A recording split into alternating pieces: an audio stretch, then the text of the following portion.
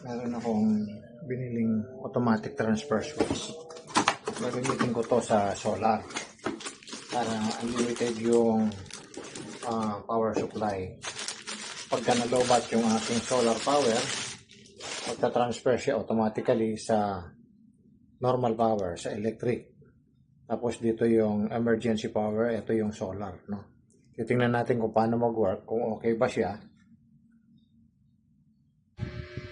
Magsasimulate tayo gamit ang dalawang cord na to. Kunwari, itong isang cord ay para sa main utility power at isa namang cord ay para sa aking solar.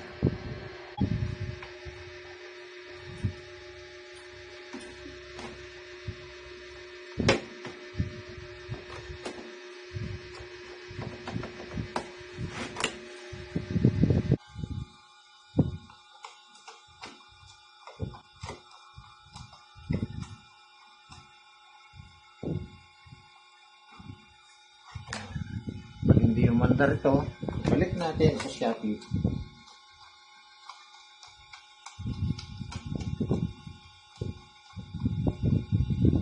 Okay.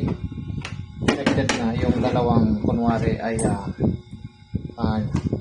ano natin, ito yung neutral, ito yung normal power, kunwari ito yung Pelco and at ito namang isang extension cord para sa solar. So ipa-plug natin siya dito yan sa outlet na yan, no? Sasimulate lang kasi natin. Next, maglalagay tayo ng jumper dito. Ito yan, saka ito. Magko-connect itong dalawa. May markings ito na ito 2 neutral at saka 2 neutral ulit, no? Sabihin itong neutral to neutral, i-connect natin, saka yung 2 and 2. Yan, nakaganyan sila, no?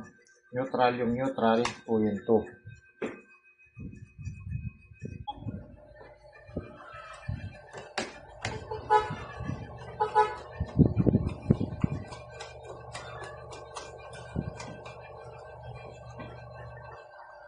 So, yun yung connection niya, no? Itong dulo, nakakonect dito sa una. Tapos itong pangalawa, nakakonect dito sa huli. Yan. Neutral, 2, tsaka 2.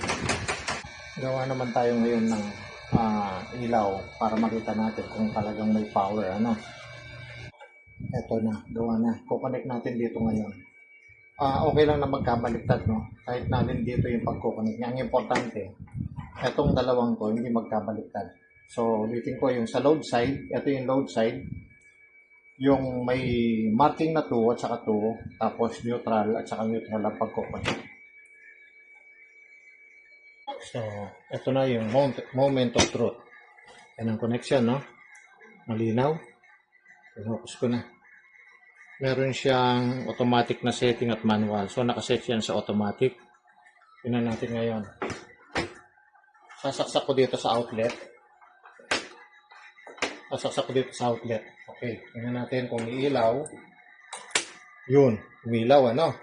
At mapapansin ninyo, nag-light dito sa automatic. Ito, nag-light sa automatic, no?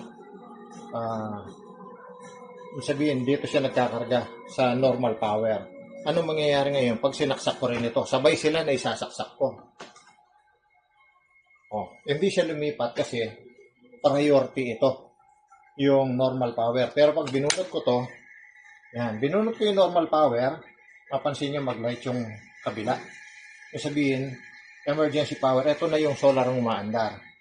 So, halimbawa, nalobat yung solar mo, tapos naka-switch naman sa Pelco.